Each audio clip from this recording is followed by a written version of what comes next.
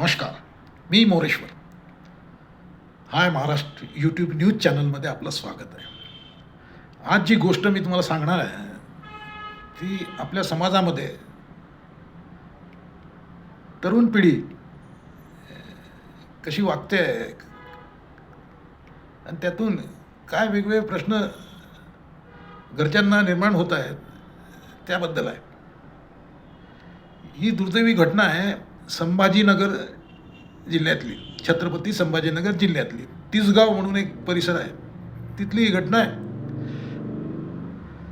ते 19 वर्षाचा एक मुलगा घरातून भांडून निघतो आणि त्या भागातला जी उंच डोंगर आहे त्या डोंगरावर जाऊन उभा राहतो. या डोंगराचं नावही मोठं गमतीदार आहे, खवड्या डोंगर. या खवड्या डोंगरावर तो मुलगा उभा राहतो आणि तिथून तो सांगतो की बाबा मी आता इथून उडी मारणार.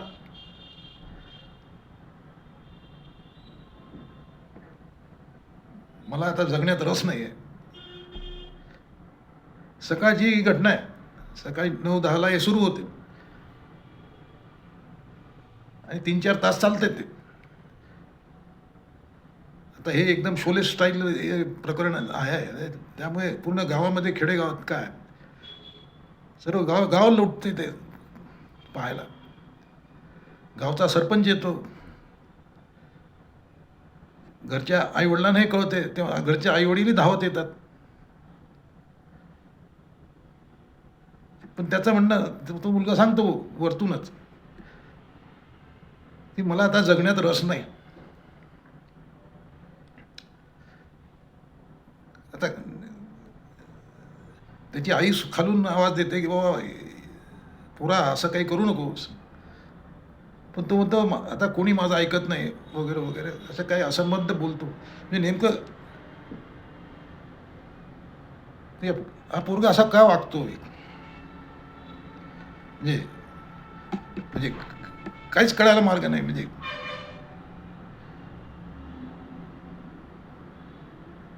पूर्ण पोलीस यंत्रणा येते, फायर ब्रिगेडवाले येतात. त्या पोराने उडी मारली खाली तर काही अपघात होऊ नये म्हणून खाली जाळंसुद्धा टाकायची तयारी करतात की तो जाळ्यावर पडेल आणि त्यामुळे त्याला मार लागणार नाही वगैरे वगैरे.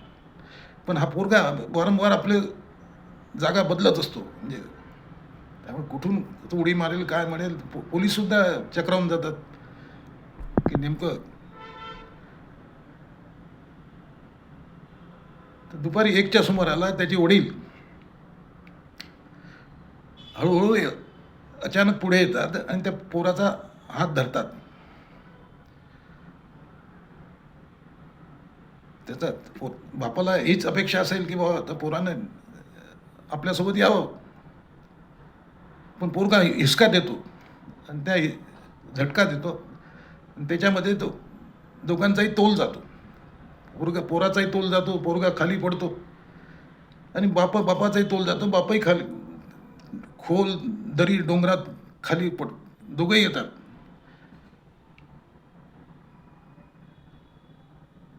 वरते त्याची आई हे पाहत असते,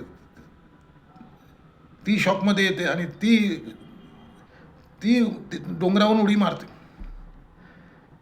एका क्षणामध्ये पूर्ण कुटुंब उद्ध्वस्त होते, पूर्ण कुटुंब संपते. तर एवढ्या उंचावून ते पडतात, ते कोण शिल्लक राहणार आहे खाली. पूर्ण कुटुंब संपते. आता प्रश्न हा आहे की या पोरगा असं का वागला. अशी कुठली गोष्ट आहे की त्या पोराने एवढं टोकाचं पाऊल उचललं. आता याची वेगवेगळी स्टोरी लोक सांगतायत. सुरुवातीला असं सांगण्यात येत होतं की बाबा त्याला काय मोबाईल पाहिजे होता, त्या मोबाईलवरून घरात वाद झाला, त्यातून तो घरातून बाहेर पडला.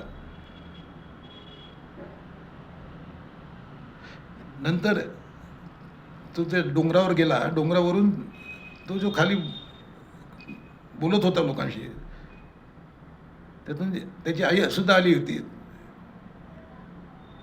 त्याची आई म्हणत होती, बाबा तू सर्व विसरून जा, तुझ्यासाठी मी तुला काय पाहिजे ते मी करते, सर्व करते करते वगैरे, पण तू खाली ये. पण त्या पोराचं म्हणणं होतं की कोणी माझं ऐकत नाही, आता मला जगण्यात रस नाही, असं पूर्ण असं तो वैफल्यामध्ये गेल्यासारखं बोलत होतं. आता त्याचे वडील, तर हे वडील म्हणजे हे घराणं काही कुटुंब काही फार श्रीमंत होतं अशातला भाग नाही. त्याचे वडील ट्रक चालक होते. त्याचा एक मोठा भाऊ होता या पोराचा. त्याचं काही काही महिन्याआधी आजारामुळे निधन झालं होतं. म्हणजे घरात घरात हा एकटाच होता. वडील ट्रक चालक होते. ते वडील या म्हणजे घरच्या ताणतणावामध्ये वडील बाहेर राहायचे. काही दिवसापूर्वीच ते आले होते घरी परत. आई गृहिणी, म्हणजे उत्पन्न असे खास नसेलच, त्यामुळे ताणतणाव म्हणजे कुटुंब ताणतणावात राहायचं, कारण पैसा नाही, पैसा जर त्यामुळे म्हणजे नेमका प्रॉब्लेम काय होता, म्हणजे पैसा नव्हता, त्यामुळे टेन्शन होतं की कुटुंबात वाद व्हायचे. ते कशामुळे व्हायचे? सुरुवातीला मोबाईलमुळे झालं असं सांगण्यात येतं की पोराला आयफोन पाहिजे होता याला.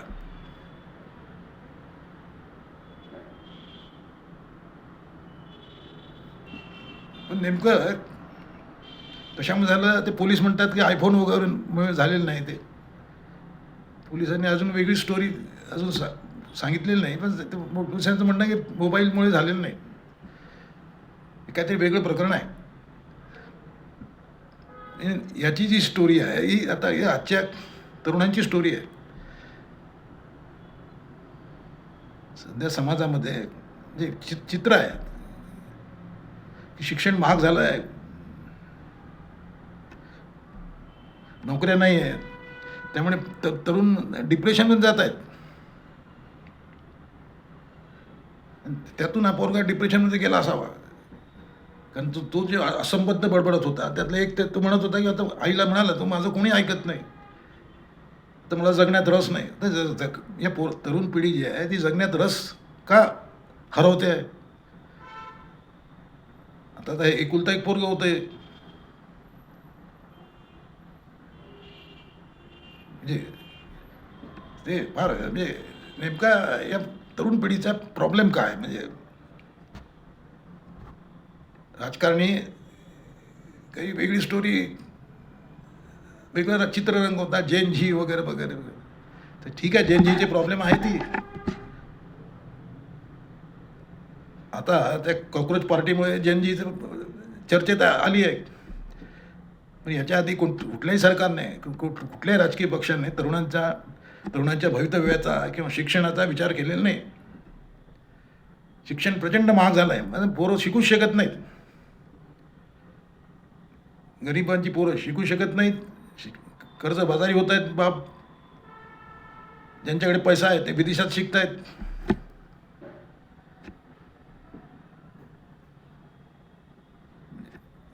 जे काही झालं असेल हे, पण एक गोष्ट स्पष्ट आहे की हा पोरगा तर गेलाच, तो कशा गेला, कशामुळे झालं हे सांगायला कोणीच जिवंत नाही आहे. आई बापही गेले आणि पोरगाही गेला, त्यामुळे झालं काय नेमकं, कशामुळे वाद झाला हे खरं कारण कोणालाच माहीत नाही. पण एक गोष्ट आहे की पोरामुळे आई वडील गेले, पोराने जो तमाशा केला त्यामुळे अशा अवलादी काय कामाच्या, असाही एक सूर आहे. काही लोकांना याच्यावर रिॲक्शन प्रचंड आले आहेत. काही लोकांचं म्हणणं आहे की बाबा असे पोरं पाहिजे कसे आलं, म्हणजे आई बापाला टेन्शन आहे, कुटुंबाला टेन्शन आहे, समाजाला टेन्शन आहे. अशी मुलं वाचवायची कशाला, असंही टोकाचे एक वेगळे सूर आहे. पण जे घडलं ते आता यापुढे होऊ नये. या पोराचं नाव काय कुणाल वगैरे असं काहीतरी आहे. तर पुढे आणखी कुणाल जन्माला येऊ नयेत आणखी कुणाला कुणी पुढे येऊ नये असं वाटत असेल, यात समाजाने, गावाने सुद्धा पुढाकार घ्यायला पाहिजे. कारण हा प्रश्न एका कुटुंबाचा तर आहेच, पण समाजाचा सुद्धा आहे. आणि अशी कुटुंब आता जागोजागी जन्माला येत आहेत की जिथे प्रॉब्लेम्स आहेत. पैसा नाही आहे, शिक्षण नाही आहे, नोकऱ्या नाही आहेत. आता त्यातूनही काही लोक मार्ग काढतात, चहाचे टपरे टाकतात, काही उद्योग करतात, काही धंदे करतात, काहीतरी पुढे यायचा प्रयत्न करतात. पण ज्यांच्याकडे अशी हिंमत नसते, ज्यांच्याकडे इच्छाशक्ती नसते, ती या वास्तवापुढे मार खातात. मग असं डोंगरावर जाऊन उभ्या राहतात, तिथून उड्या मारायचा विचार करतात.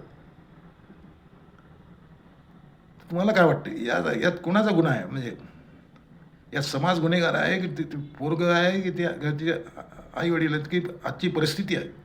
कॉमेंट कर. नमस्कार.